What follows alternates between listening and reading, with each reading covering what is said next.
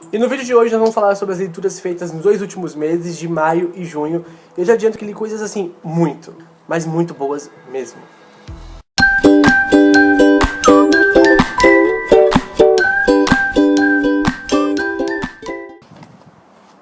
E para começar, eu li A Invenção de Hugo Cabret, que foi um filme que não me surpreendeu, então não consegui me conectar com os personagens e com a história. Achei um filme um pouco arrastado, mas ao contrário do filme, o livro é extremamente envolvente. As ilustrações são muito bonitas e dão um tom realmente um tom cinematográfico para a obra. E a obra nada mais é do que uma homenagem ao cinema e a quem faz o cinema, ou quem fez o cinema naquela época. E o livro é muito, muito, muito engraçado, emocionante, tocante, e eu recomendo muito A Invenção de Hugo Cabret. Com certeza um dos melhores livros, não só desse ano, como da minha vida, que foi O Sentável Leveza do Ser, do autor Milan Kundera.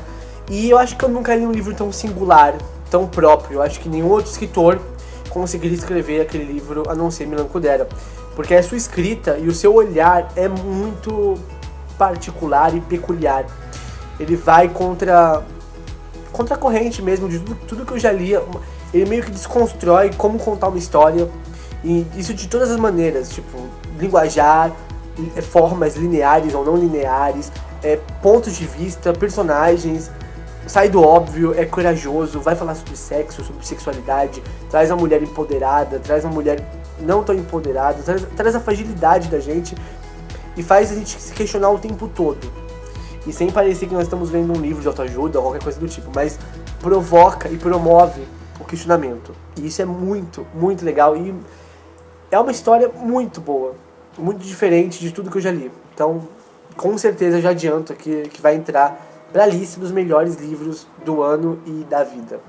E depois eu encarei um livro curtinho de um autor novo, de um russinho, que eu sempre tive muita vontade de conhecer, que é o Tolstói. E eu li A Morte, de Ivan Ilitch. E vamos falar sobre esse livro. E eu com certeza vou fazer vídeo só para esse livro, porque é um livro curto, é uma novela muito curtinha, que vai falar sobre um assunto muito delicado, que pra mim inclusive é muito delicado, que é a morte. E acho que esse autor ele conseguiu exatamente se aproximar do que é morrer, sabe? Do que está muito próximo dessa passagem. E é pesado, foi um livro pesado, mas não pesado na escrita, porque a escrita é muito, muito leve, muito tranquila. O linguajar, o vocabulário, nada disso é o problema. Aliás, nem o peso é um problema, porque não tem como falar da morte sem ser dessa forma, eu acho. Da morte de si próprio, né? Porque o livro vai falar sobre a morte da pessoa, do personagem principal, do Ivan Ilitch. E é maravilhoso, maravilhoso.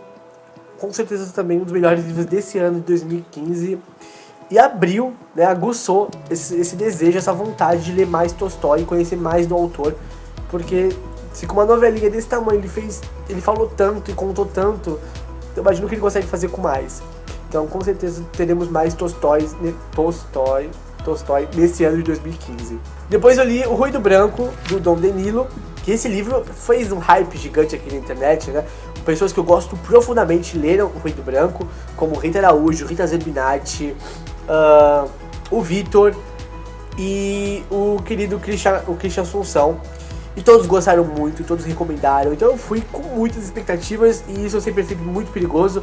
Mas nesse caso, O Ruído Branco supriu todas as minhas expectativas e me surpreendeu em vários momentos. É um livro que também vai falar sobre essa questão. Na verdade, isso foi bem surpreendente, porque eu tava lendo O Ruído Branco e no meio do Ruído Branco eu resolvi ler A Morte de Ivan Ilitch.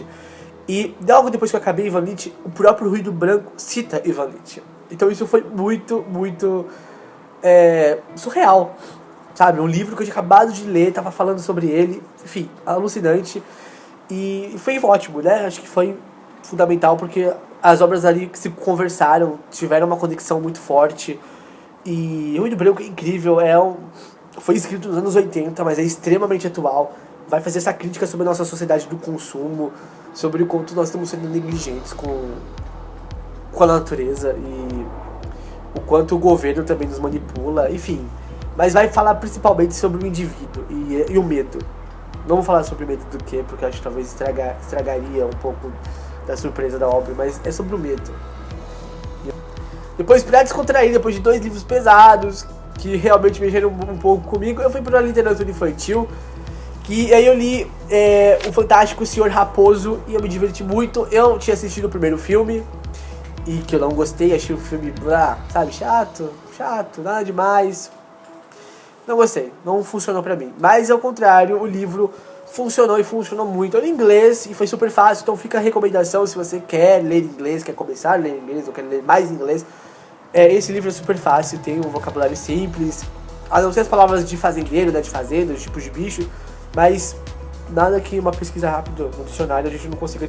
Depois eu li mais um livrinho da Kozak, esses livros curtinhos que eu gosto muito, que foi A Origem do Mundo, e eu também ouvi muita coisa boa sobre esse livro, então eu fui com expectativa alta, e não funcionou muito bem, na verdade não funcionou nada bem, eu achei o começo muito arrastado. O livro vai falar sobre ciúme, sobre um homem que realmente vê uma pintura e acha que é sua esposa, que foi pintada nua, e aí ele começa a criar, delusionar uma crise de ciúmes muito louca. E essa história me aproxima muito, eu gosto muito dessa questão de ciúmes, as questões humanas me interessam. Mas a história não parece que não anda, sabe? E só foi realmente acontecer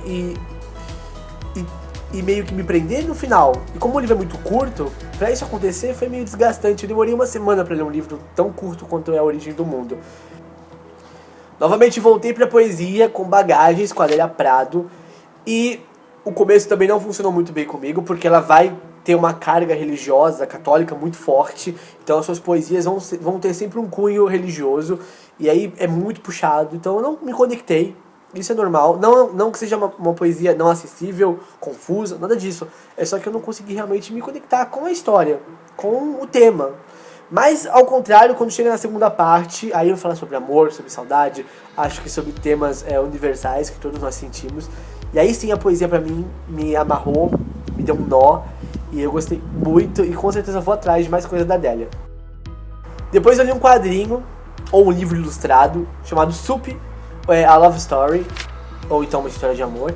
E é uma historinha muito bonitinha, com ilustrações muito fofinhas. Acho que a palavra que define esse livro é fofura. Ele é extremamente fofo, tem poucas palavras, mas o que eu mais gostei é que ele consegue retratar um relacionamento de um casal de uma maneira muito simples e muito sincera. Acho que se você vive ou já viveu uma história de amor um pouco mais longa, com uma convivência mais próxima, você vai se identificar fácil com aquelas situações cotidianas.